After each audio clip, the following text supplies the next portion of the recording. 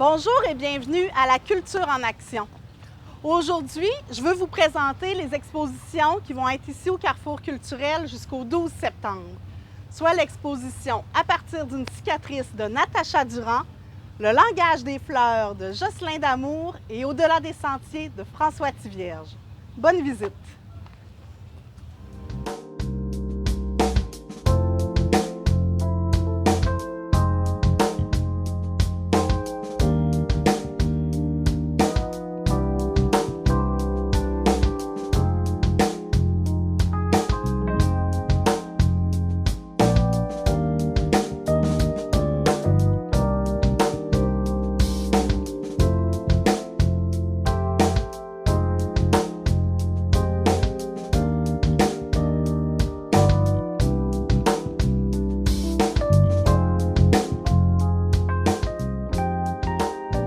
La première exposition que je vous présente aujourd'hui se nomme « À partir d'une cicatrice » et c'est Madame Natacha Durand, dans le fond, qui nous présente son travail. Bonjour, Madame Durand. Bonjour. Bienvenue au Carrefour culturel. Bien, merci de m'accueillir. On est très heureux aussi d'accueillir votre travail, hein, qui est magnifique. D'ailleurs, à partir d'une cicatrice, c'est quoi votre parcours qui vous a amené à présenter cette exposition? Okay. À partir d'une cicatrice, en fait, c'est cicatrice de beluga. C'est qu'en 2018, j'ai fait un stage à la station de recherche du GREM, ça veut dire Groupe de recherche et d'éducation sur les mammifères marins. Ils sont installés à Tadoussac et avec le programme de partenariat territorial, chapeauté par le Conseil des arts et lettres du Québec, j'avais eu une bourse pour réaliser des œuvres à partir donc des cicatrices des belugas. Fait que j'ai déjà réalisé une exposition sur le sujet, même deux. J'ai présenté à quelques reprises ce travail-là.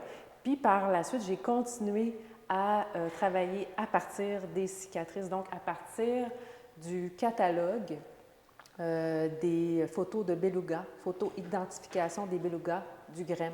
Donc, je suis allée étudier en regardant les photos, les dos, les marques qu'ils ont sur leur dos, les cicatrices sur les flancs. Puis à partir de ces formes-là, moi, je les ai utilisées donc pour faire des dessins. Ouais, voilà. Fait que je roule encore là-dessus, sur la banque de croquis que j'ai réalisée à l'époque. C'était en 2018. OK. Et puis, vous, ça fait longtemps que vous êtes une artiste, que vous êtes... Dans le fond, ici, c'est surtout du dessin, est-ce que je vois? Est-ce que c'est le médium que vous avez toujours choisi? Ou, oui. Comment vous êtes Parlez-moi de vous, là, comme artiste. J'ai toujours dessiné, bien sûr, comme beaucoup d'enfants. Bien, j'ai jamais lâché le dessin, ou à peu près pas. J'ai étudié en arts visuels, j'ai fait un bac à l'UQAM, ensuite une maîtrise plus tard à l'Université du Québec à Chicoutimi. Okay. Et j'ai fait toutes sortes d'ateliers de perfectionnement en performance, toutes sortes de choses, poésie visuelle. Donc, j'aime beaucoup me ressourcer. Mais c'est sûr que ma pratique, elle part aussi du dessin. Ça reste mon médium de prédilection parce que je trouve que c'est très accessible. Et puis, ça ne demande donc pas beaucoup de moyens et je peux travailler chez moi, donc, ou à différents endroits. Tu sais. Puis, j'aime le contact avec le papier, j'aime la ligne, j'aime les taches. Je travaille avec de l'encre de Chine, donc, puis des fois, je mélange l'encre avec de l'eau, donc ça donne toutes sortes d'accidents de matière. J'aime m'explorer, en fait. Oui. Voilà. Est-ce que vous diriez que votre art est figuratif ou vraiment abstrait? Oui, les non figuratifs, on pourrait dire ça. Quoique, il y a quand même des choses qui sont, comme j'ai fait dans l'exposition, on retrouve un demi-noyau d'avocat. Donc, c'est quelque chose, je suis partie de quelque chose de concret, puis c'est reconnaissable. Tandis que les cicatrices de beluga, c'est sûr que ce sont déjà des formes abstraites, si on les regarde, tu sais, sont non reconnaissables. Quoique, peut-être les chercheurs, s'ils viennent visiter l'exposition, vont peut-être reconnaître les caractéristiques des individus belugas parce que, dans le fond, ces marques-là, ces cicatrices, servent aux chercheurs à identifier chaque individu de la population du Saint-Laurent. Donc, pour moi, ça part de quelque chose de concret. Fait que c'est toujours compliqué pour moi de dire est-ce que c'est figuratif ou non figuratif. Pour moi, c'est une question que je ne sais pas répondre à cette question. Mais ça part vraiment de quelque chose de concret. Et c'est sûr que ces formes de base-là, elles sont transformées dans le processus de création, dans le processus du dessin.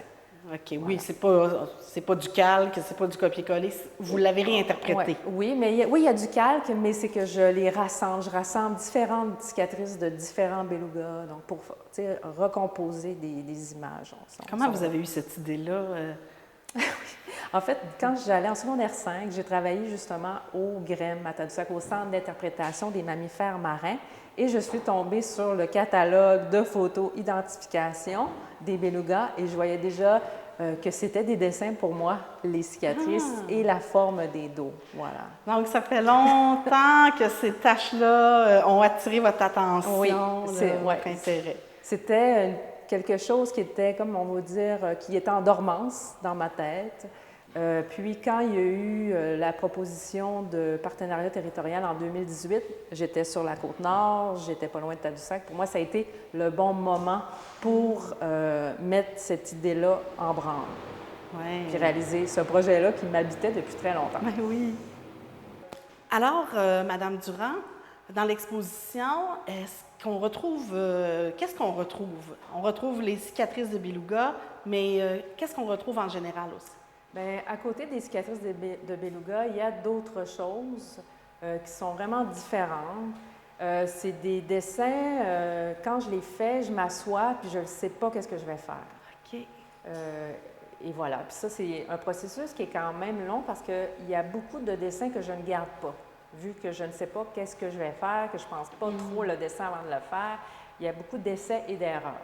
Ouais. Dans ce temps-là, je présente ceux que je trouve intéressants.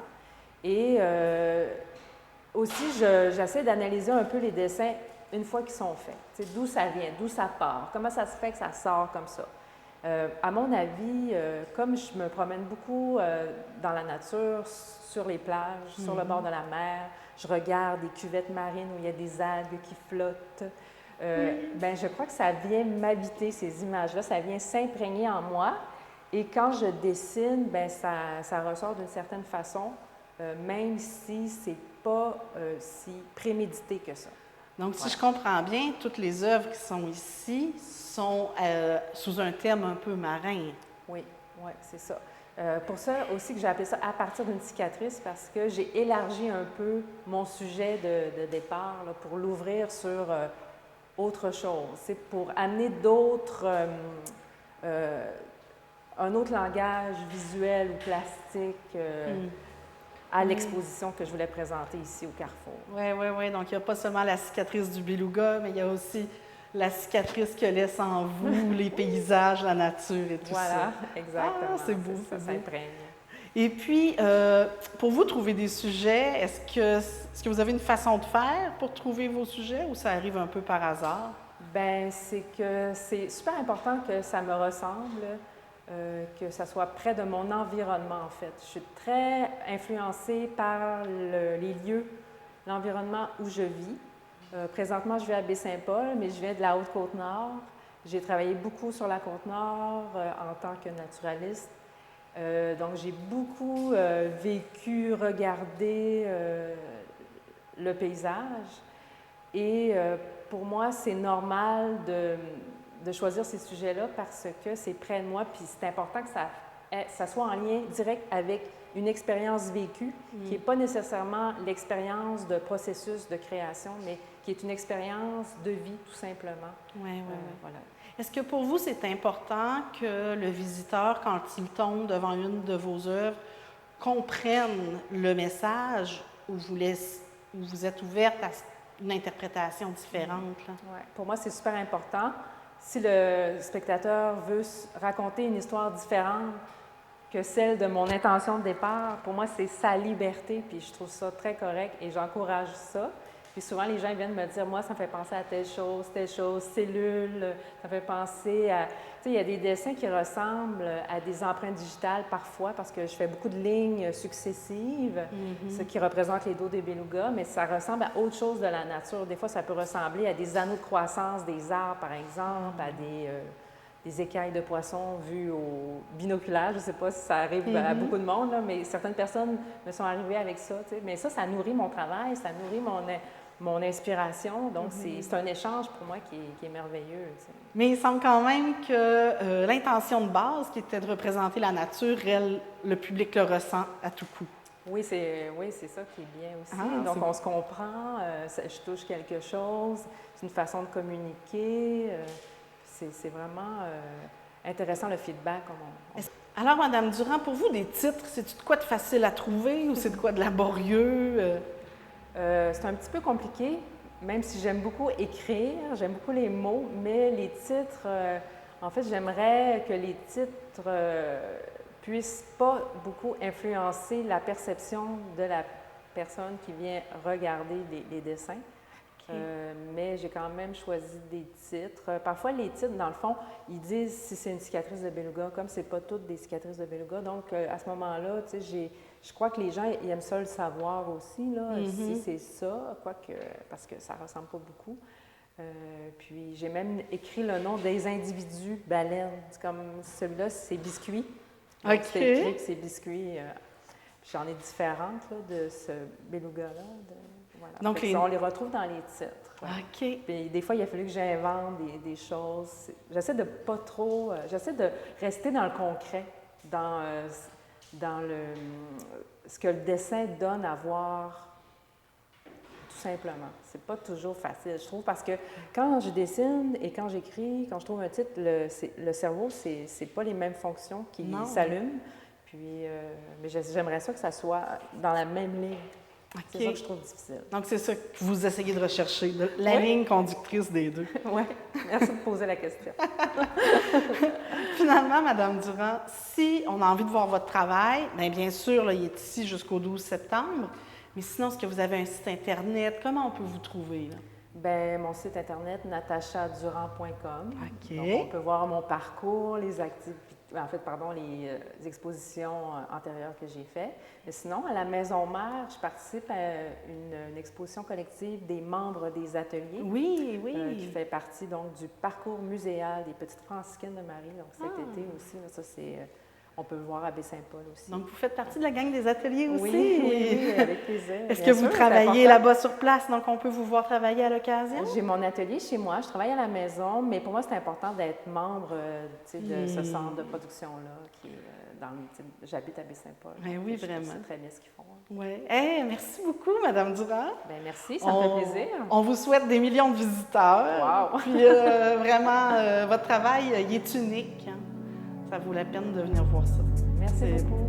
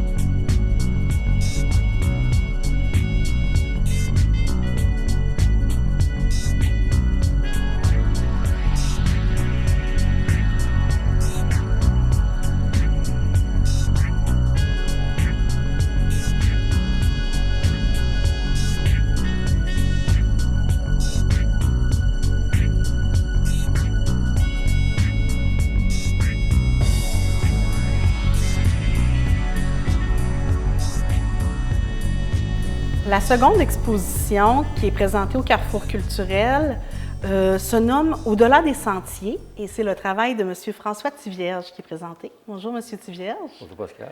Heureuse de vous recevoir au Carrefour culturel pour une seconde fois. Oui, oui, c'est ça. Donc, on va faire une petite rétrospective. Parlez-moi donc de vous. Là. Depuis quand l'art est dans votre vie? Bien, depuis toujours, je pense. J'ai toujours dessiné, j'ai toujours peint, j'ai fait de la sculpture. OK. Donc, j'ai toujours travaillé. Au début, c'est pour le plaisir. Puis, à un moment donné, bien, ça devient un peu plus sérieux. Puis, Est-ce que vous avez étudié dans ça? oui, oui, c'est ça. Oui, j'ai fait le cégep, après ça, l'université. Oui, En art visuel? oui, oui. OK. C'est ça. Et puis, parlez-moi donc de votre cheminement. Là. Qu'est-ce que... Bien, dans ma vie, c'est ça. J'ai étudié en art, mais mon cheminement m'a amené ailleurs. C'est que j'ai travaillé dans ma vie dans le domaine de la santé et services sociaux. J'ai travaillé en réadaptation toxicomanie auprès des populations démunies au centre-ville de Montréal. OK. Mais j'ai peint j'ai sculpté jusqu'à l'âge de 30 ans. Mais après ça, j'ai pris une pause. Puis j'ai recommencé vers la cinquantaine. OK. Et c'est le résultat ici de ce nouveau début. Hein? Ah-ha. Et c'est ça. C'est que dans le fond, comment dire, repris, mais pas où j'avais laissé. J'ai essayé de nouvelles choses, puis ça donne Oui, des est-ce que vous pensez que votre travail que vous avez fait avec les plus démunis, les toxicomanes, etc., ont influencé votre travail? Je ne sais pas. En tout cas, mais le thème, c'est la nature. Il y a les animaux, mais en même temps, les animaux sont un peu des personnages, parce que chaque tableau représente une histoire un peu. Hein. Ah Fait que oui? c'est un peu une histoire, oui, c'est comme une anecdote un petit peu, ça part comme ça un tableau, puis finalement, ben peut-être que oui, c'est mon expérience auprès des gens qui m'amène à un peu ce point de vue-là, mais c'est pas du tout relié là, à ça, mais peut-être inconsciemment, oui, un peu. Là. OK. Donc, si j'ai bien compris, les œuvres qui sont ici ont été faites assez récemment, là, donc depuis votre retraite. Oui, non, depuis plus longtemps. Là, je fais environ 2 tableaux par année, là, parce que chaque tableau demande des mois de travail. Oui, on voit ça, il y a C'est ça. vraiment du... C'est ça, il y a beaucoup de travail. Ça fait que ça prend des mois. Je ne suis pas dans un mode de production de masse. Là. Ça fait que je fais quelques tableaux par année, mais en même temps, ça me prend... J'en ai fait un cet hiver, il m'a pris 5 mois. Oh, wow! OK. C'est ça. Il n'est pas présenté ici, là? Non, il n'est pas présenté ici, mais une autre fois. mais c'est ça. Donc, c'est plusieurs années de travail. Donc, il y a une évolution dans le travail aussi, là, parce que j'essaie de nouvelles techniques, j'essaie de nouvelles affaires. Puis, Oui, voulez-vous m'en parler des techniques? ben, c'est ça. Quand j'étais jeune, j'ai été influencé par le mouvement automatiste, tout ça. Là. Quand j'étais jeune, dans l'âge de 12-13 ans, je peignais avec la spatule. OK.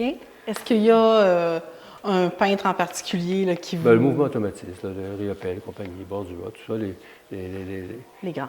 mais c'était, puis aussi la façon de peindre, y aller de façon automatique sans trop réfléchir, tout ça. Parce que quand j'étais jeune, j'ai travaillé beaucoup comme ça, mais je faisais beaucoup de dessins aussi. Mais j'ai toujours aimé la texture, tu sais, parce qu'il y a une texture quand tu regardes ces œuvres-là. Et j'ai toujours aimé la sculpture, le bas-relief. Ça fait que j'ai fait beaucoup de sculptures. J'ai étudié en gravure à l'université, gravure sur bois, linoléum. Ça fait que j'aime la texture. Ça fait que c'est toujours resté. Fait que quand j'ai recommencé à peindre, avec cette volonté-là d'avoir de la texture. Ça fait que là, j'ai utilisé une technique avec des tubes pour atteindre OK. Vous travaillez avec les tubes? Oui, bien c'est ça. J'ai commencé avec les tubes directs, là, des gros tubes, mais je trouvais que c'était trop gros. Là, les traits étaient trop gros. C'est que finalement, j'ai trouvé des plus petits tubes, puis là, je travaille avec ça. Mais ça permet d'avoir une texture. C'est que ça dépose la peinture, puis ça donne un relief. En couche plus épaisse. Ouais, mais quand je travaillais aussi au pinceau, j'aimais ça mettre une texture. On peut mettre une texture au pinceau pour capter la lumière, hein, faire des jeux d'ombre et de lumière. Fait que c'est ça que ça donne, ces tableaux-là. Donc, tu as la composition du tableau. Je mets beaucoup de temps sur la composition aussi. Tu sais, je pars avec une idée, je dessine. Je vais faire plusieurs dessins. Donc, ça part toujours d'un croquis fait... Oui, toujours. Mais c'est pas un croquis. Je peux en faire plusieurs. Donc, je travaille le dessin, je travaille la composition. Puis, à un moment donné, j'arrive à un produit. Je me dis, bon, OK, là, il faut que je le sente, là. Il faut que ça me dise quelque chose. Puis, à un moment donné, il faut vraiment que je vois le tableau. Avant de faire le tableau, il faut que je le voie dans ma tête. Tu sais, on ne peut pas partir, là. C'est un peu comme un athlète qui voit son mouvement, là. Hein? Mais quand on travaille, je pense qu'il faut le visualiser. Là. Fait que quand je le vois, là, quand je suis rendu là, bien là, je suis capable de... je dessine à main levée sur la toile. OK. Puis là, bien, j'ajuste le dessin, parce que quand tu fais un petit dessin, mettons, là, tu arrives sur un tableau de 4 pieds par 5, bien, il faut ajuster Ah oui, c'est la technique. ouais, le dessin, tu sais, Oui. parce que la composition, tu l'ajustes. Puis là, après ça, ben, à partir de ça, je travaille. Là. Puis là, c'est plusieurs couches, là, c'est plusieurs... Puis ça ne donne jamais vraiment ce que j'ai imaginé. Non. À chaque fois que j'arrive à la fin du tableau, ben, j'ai bien beau avoir vu quelque chose au départ, mais c'est jamais vraiment ce qu'on voit. Je comprends. Parce que tu travailles, puis là, tu t'adaptes. Ben oui, puis il y a quand même des petits hasards qui apparaissent. Oui, toujours. certainement. Ça t'échappe. C'est ça, il y a quelque chose dans le processus, il y a quelque chose qui nous échappe. Fait que c'est jamais vraiment... On ne peut pas penser à ça. C'est pas mais même si les dessins sont précis, même si le tableau a l'air très précis, mais il y a quelque part dans le processus, il y a toujours quelque chose qui nous échappe, puis ça donne un produit, ben, ça donne un tableau final qui n'est pas tout à fait imaginé au départ. Alors, M. Tivierge, j'ai une question que je me pose. Pourquoi ce format-là? C'est quand même des grands formats. Tous le même format. Pourquoi c'est lui que vous avez choisi? OK. Quand j'ai recommencé à peindre, je ne voulais pas faire ce que j'avais fait avant. OK? Ça fait que, par contre, quand tu reprends où tu as laissé, même si ça fait plusieurs années, tu retombes dans tes souliers. Fait que tu refais ce que tu as fait. Même si tu ne veux pas, on le refait automatiquement. Ça fait qu'au début, j'ai automatiquement refait ce que je faisais. C'est que j'ai détruit des tableaux parce que je n'étais pas satisfait. Fait que j'ai détruit plusieurs tableaux comme ça parce que je refaisais ce que je faisais. Puis à un moment donné, je me suis acheté des plus grandes toiles parce que moi, je faisais des petits tableaux, OK? Avec des petits pinceaux. Encore là, les petits tableaux me prenaient des mois à réaliser. Ça fait que ça, c'est ma production, c'était dans le détail. Oui. Puis, et là, j'ai retombé là-dedans. J'ai dit non, je ne fais pas ça. C'est que là, j'ai détruit les premiers tableaux. Et là, je me suis acheté un grand format avec des plus gros pinceaux. Puis, mais je suis retombé encore dans les mêmes patterns. Puis, à un moment donné, c'est ça, je me suis tanné. Puis là, j'ai peint au tube, directement sur la toile. Là, j'ai fait 2 tableaux comme ça. Mais je trouvais que c'était trop de grandes lignes, de grosses lignes. Là, c'était pas assez dans le détail. C'était l'autre extrême. Puis, et là, j'ai essayé de trouver une technique, des tubes plus petits pour pouvoir atteindre ce que je voulais faire. Mais finalement, j'ai gardé les grands formats. Parce que je trouvais ça intéressant au niveau gestuel. Quand tu travailles, c'est grand. Ça demande un effort, faire ça. Ça paraît pas, là, mais c'est quelque chose. C'est un travail de moine. Puis, non, mais aussi, quand tu couvres une surface, là, tu pars, il ne faut pas que tu arrêtes. Là, à un moment donné, c'est compliqué. C'est un défi. C'est qu'à chaque tableau, c'est un défi. Là, vous ne pouvez pas travailler sur un trépied habituel? Ouais. Ah oui? Quand j'avais 19 ans, j'ai un de mes amis qui cherchait des travaux à faire en menuiserie. Puis il m'a dit, François, je vais te faire un chevalet. Fait qu'il m'a fait un chevalet, un tout petit chevalet, que j'ai depuis l'âge de 19 ans. J'ai toujours peint là-dessus. Ça tient alors sur un tout petit chevalet? Oui, je mets un foam cord, j'accote ma toile, puis je mets un petit morceau de bois pour tenir. Des fois, ça tient, je mets des petits clous pour la coller à l'extérieur. Tout ça tient. Alors, tu n'as pas besoin de gros chevalets pour peindre. Là. Non, mais vous travaillez debout, certainement. Oui, ben moi, j'ai toujours travaillé debout. OK. Je ne suis pas capable de m'asseoir. Oh non? Je m'assois si c'est en bas, mais non, je suis quelqu'un qui travaille debout. Là. Je sculptais debout, j'ai toujours travaillé debout. Ça doit demander un grand atelier d'avoir des si grandes pièces? Non, quand j'ai recommencé à peindre, j'ai peint dans mon garage à Montréal, à travers des bois, à la lumière artificielle. OK. Non, t'as pas besoin... T'as pas besoin de grand espace. Non, j'ai un atelier, là, mais j'ai pas un immense atelier comme ici. Non, j'ai un atelier, mais c'est pas... Pour peindre, t'as pas besoin de 30 pieds par 30 pieds, là, à moins de... Je veux dire, moi... Vous avez bien raison, c'est pour exposer qu'il faut de très grandes pièces. Oui, le seul problème quand tu as un petit atelier, c'est que tu n'as pas le recul. Oui, c'est vrai. Ici, ce que je trouve intéressant, c'est que j'ai enfin le recul. J'ai une vision d'ensemble de ce que je fais, parce que c'est la première fois que je vois mes œuvres ensemble. Oui. Puis avec le recul nécessaire, mais quand tu travailles, tu es dans ton tableau, mais en même temps, ça t'habite. Hein. C'est vrai. Après des mois... Tu ne peux pas peindre à 20 pieds de distance. Il faut que tu peignes. Mais là, il faut que tu le fasses pour être vu de loin. C'est tout que tu penses à ça. Alors, M. Tivierge, j'aimerais peut-être que vous me parliez du tableau derrière vous, là, et puis de ses particularités. Qu'est-ce qu'elle représente pour vous? C'est un tableau qui m'a été inspiré quand je vais à la pêche. C'est dans le fond, quand tu arrives dans de la forêt, tu arrives sur le bord d'un plan d'eau. Ben là, à ce moment-là, tu as le lac ou le fleuve. Hein, quand on est au Boisé-du-Quai, c'est la même chose. Dans le fond, c'est ça que je l'ai intitulé Boisé-du-Quai parce que c'est un peu la même chose. On arrive au Boisé-du-Quai, puis là, tu as le plan d'eau, tu as le fleuve et l'horizon. Et là, à ce moment-là, c'est ça, tu as un peu la pénombre et toute la lumière. Hein, quand tu sors du bois, puis ça nous éblouit un petit peu. Ça fait que c'est un peu ça le tableau. Puis, ce tableau-là, il est intéressant à regarder de différents angles parce que les textures que j'ai mises vont capter la lumière. Fait que finalement, l'eau, on va avoir du relief. Oui, selon l'angle. Selon l'angle, quand on part du tableau, on peut partir à droite, puis on s'en va, on passe devant le tableau, on suit le tableau comme ça en marchant, et la lumière va être captée de façon différente par la texture. Et les tableaux que je fais, certains tableaux, on peut avoir cet effet de lumière. Ben oui, c'est ça. Comment ça vous est venu, cette idée-là? Comment vous êtes rendu compte de ça, que, dans le fond, les couleurs changeaient selon l'angle avec vos textures? Ben, j'ai toujours travaillé, comme je t'ai dit, j'aime la sculpture, j'aime le bas-relief. C'est que moi, j'ai sculpté beaucoup. J'ai fait beaucoup de sculpture, tu t'occupes de 3 dimensions. Hein. Tu penses toujours à 3 dimensions. En bas-relief, tu es à 2 dimensions, mais tu peux avoir une espèce de 3e dimension. Oui. Donc, tu as les effets de lumière, d'ombre, tout ça. Fait que moi, quand j'aborde la peinture, j'ai toujours un peu ce souci-là. Ah oui, d'aller voir où la lumière va capter. De capter la lumière, de créer des ombrages avec quand on travaille avec une spatule, hein, tu donnes de la texture, c'est que ça va capter la lumière. Différemment, bien sûr. Oui. Fait que j'ai toujours ça en tête. C'est que j'essaie de travailler une technique pour atteindre cet objectif-là. En tout cas, je trouve ça assez amusant, je vais vous avouer. S'amuser à regarder une œuvre de différents angles, ça arrive rarement. Oui. Donc, c'est de quoi d'assez unique. Je pense que vous avez peut-être inventé quelque chose. Oui, non, je pense que ça doit exister. Ça existe déjà, de toute façon, parce qu'au travail, il y en a qui vont mettre de la pâte. Hein, oui, puis ils vont peindre par-dessus. Là, ça existe déjà. Ça, c'est juste que moi, j'ai une technique avec des tubes que je me suis adapté pour trouver ça. Là. Et puis, d'où vous vient l'inspiration? Bien, je dirais que moi, mes parents ont acheté un terrain au Cap-au-Corbeau dans les années 60, au début des années 60. Puis ils ont construit un petit chalet au départ. Puis après ça, on a passé toutes nos fins de semaine, nos étés. C'est que moi, j'ai passé peut-être une dizaine d'années comme il faut. Passez vos étés ici? Les fins de semaine. Okay. Été comme hiver, nous, on venait ici tout le temps. Ça fait que j'ai été élevé en partie au Cap-au-Corbeau. Hein, donc la nature de Charlevoix vous habite beaucoup dans... Puis les côtes, hein?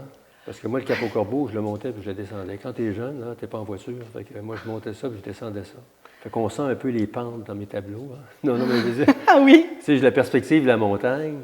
Quand tu es dans une montagne, de voir le vide que ça crée. Tu sais, moi, quand j'étais jeune, puis la montagne du bas de la baie qui était en face. Tu sais. Fait que j'ai vécu avec ça. La pointe de l'île aux coudres. On voyait les baleines blanches, les belugas, on les voyait sur la pointe de l'île aux coudres à l'époque. Là, il y avait jusque-là. Ah oui. Fait que j'allais pêcher au Vieux-Quai. C'est que moi, j'allais chasser. Hein. Le Cap-au-Corbeau, il n'y avait pas de chalet comme aujourd'hui. Là. Ça a bien changé. J'allais pêcher dans les ruisseaux, j'allais chasser, poser des collets. Donc, sans être un petit gars de la place, vous l'êtes un peu quand même, parce que ça a toujours été dans votre vie quasiment. Là. Oui, c'est ça. Mais c'est ça. Donc, Baie-Saint-Paul, même quand je suis déménagé, j'ai vécu à Montréal, tout ça, tu restes avec ces images-là. Ça forme, quand tu es jeune, dans le fond, ta façon de voir le monde est forgée avec l'environnement qui t'entoure. Tu sais. Je pense que les montagnes, moi, c'est là l'horizon qu'on a quand on est en haut d'une montagne. Moi, je ne suis pas un gars de plaine. Là. Ça fait qu'il y a beaucoup de courbes dans mes tableaux. C'est vrai, c'est vrai. Je pense que ça vient de là. Et puis, est-ce que vous avez des projets dans l'avenir? Qu'est-ce que... Pas mes projets. Là, j'ai du temps pour peindre, c'est que je veux peindre. Oui. Mais je ne suis pas dans un mode de production. Moi, je vais à mon rythme. Hein. Mais je suis content, je suis heureux. La beauté de la retraite. Je suis à Saint-Paul, oui. C'est pas vraiment une retraite, parce que je travaille beaucoup, mais, mais je fais ce que je veux. Ça, c'est l'avantage. Hein. Ça, c'est l'avantage. Bien sûr. Fait que oui, je veux peindre. Ça, c'est mon objectif. C'est un bel objectif. En tout cas, je vous remercie, M. Thivierge. Bien sûr, on invite les gens à venir voir ça. Ouais. C'est particulier, c'est intéressant, c'est plein de belles couleurs vives. Je vous félicite, c'est un Merci. travail unique. Merci beaucoup. Merci. Bonjour. La troisième et dernière exposition qu'on présente aujourd'hui se nomme Le langage des fleurs et c'est le travail de M. Jocelyn Damour. Bonjour, M. Damour. Bonjour. Alors, heureuse que vous ayez choisi d'exposer au Carrefour culturel Paul Médéric. Ça me fait très plaisir, étant donné que c'est un lieu tellement fantastique, entouré de nature. Ça convenait très bien avec ce que je voulais présenter de Floral. Oui, mais vous êtes un peu loin de la maison, je crois.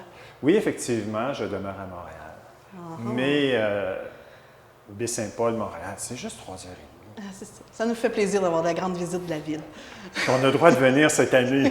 L'année passée, on n'avait pas le droit. Je vous aurais regardé bête. Alors, on va revenir à nos moutons. Oui. Depuis quand l'art est dans votre vie? Depuis quand vous avez... c'est quand que ça a émergé tout ça chez vous?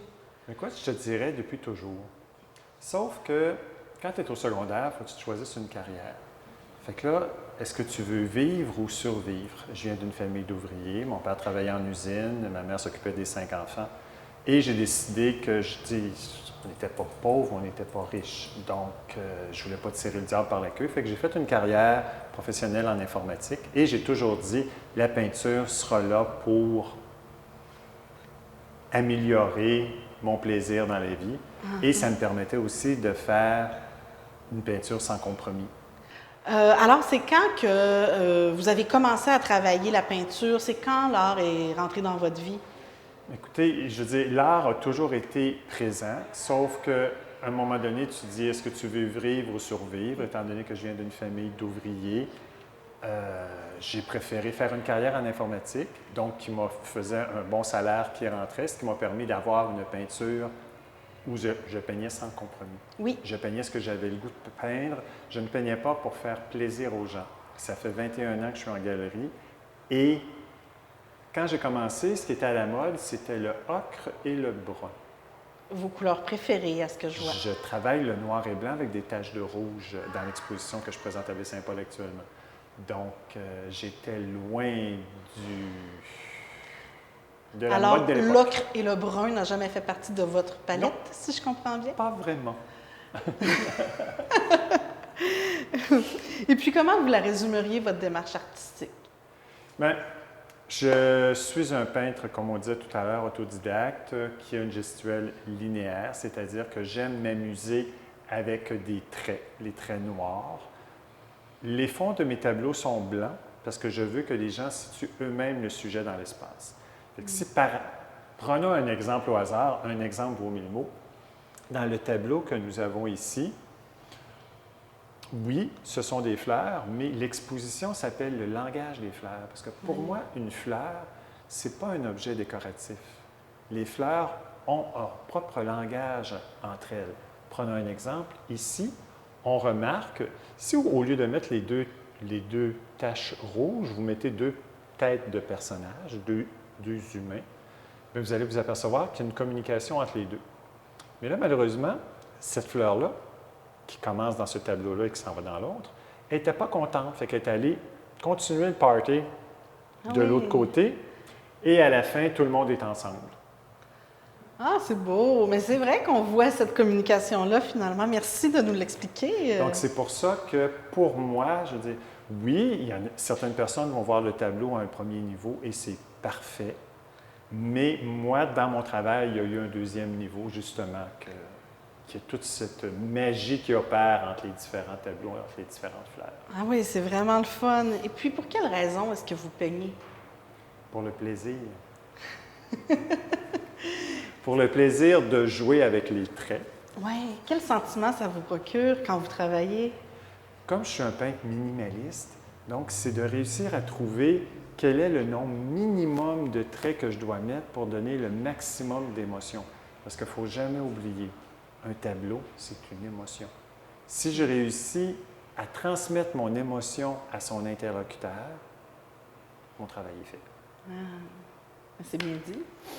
Alors, M. Damour, pourriez-vous me parler de vos inspirations? Qu'est-ce qui vous inspire? Bien, en tant que tel, c'est simple. C'est tout ce qui m'entoure. Parce que moi, je fais des scènes de la vie, des instantanés du quotidien. Donc, Prenez un exemple. Vous recevez un bouquet de fleurs de votre amoureux, votre amoureuse. Vous êtes heureuse, vous aurez voulu le garder toute votre vie avec vous. Mais les fleurs, c'est éphémère. Tout à fait. Mais si on regarde celui-ci, comme par hasard, on est à côté, n'est-ce pas merveilleux? C'est que le tableau, les fleurs, vous les avez eues, mais les fleurs sont dans votre mémoire. Donc, pour illustrer la mémoire, donc le souvenir, les fleurs sont placées derrière un film à tracer qui rend les fleurs floues, Oui. mais le vase est net. Donc, le vase existe toujours, mais les fleurs sont dans votre mémoire. Ah, que c'est beau! Donc, c'est pour ça que c'est toujours des petits moments d'émotion Tout à fait. que j'essaie de capter. Et puis, qu'est-ce qu'on retrouve dans l'exposition en général? Plein de choses. Allez-y. Comme vous voyez ici, je peins sur film à tracer et papier. J'ai aussi des tableaux bijoux.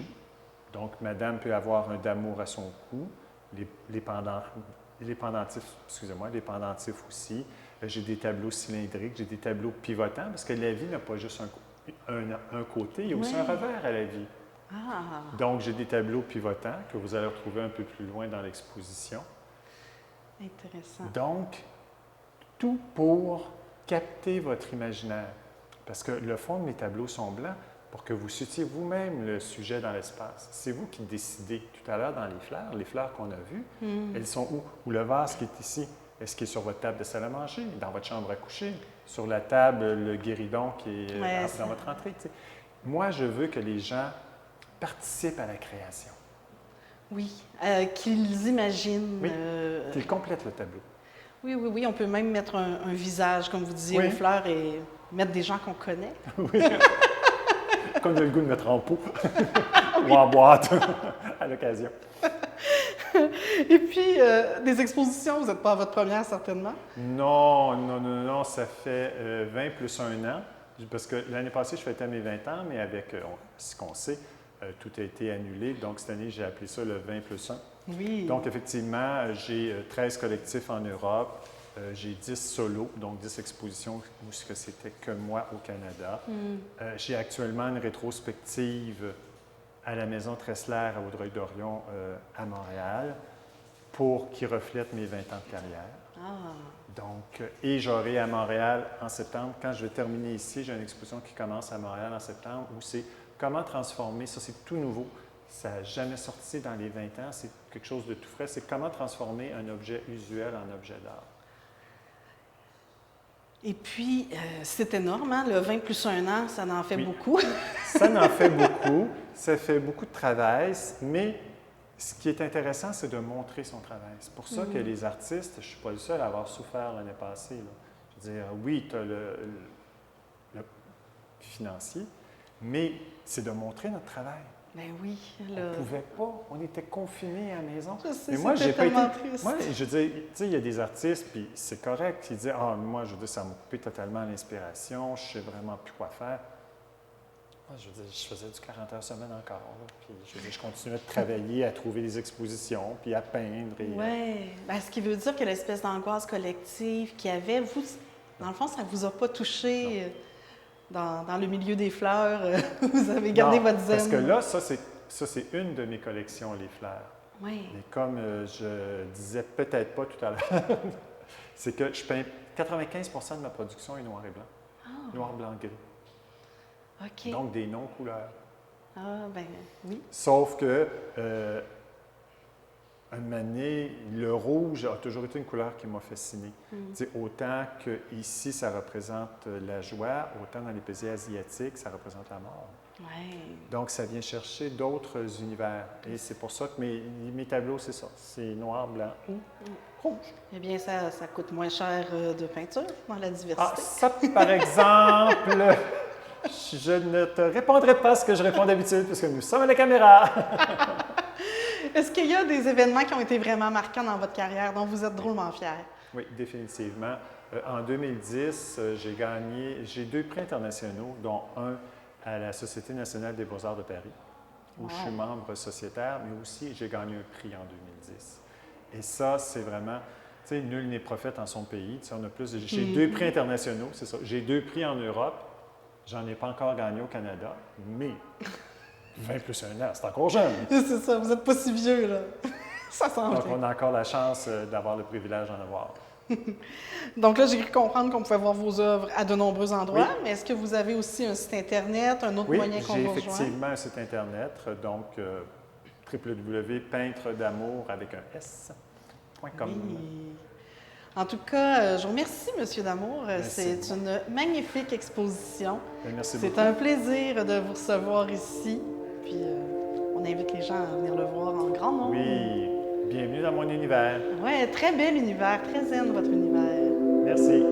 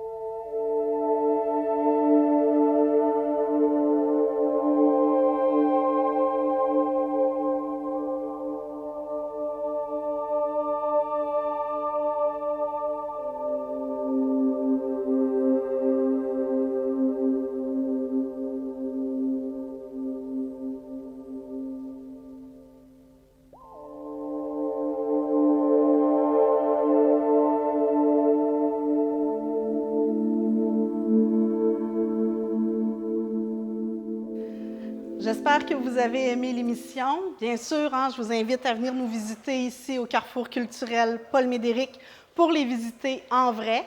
Elles vont être ici jusqu'au 12 septembre, soit l'exposition à partir d'une cicatrice de Natacha Durand, le langage des fleurs de Jocelyn Damour et au-delà des sentiers de François Thivierge.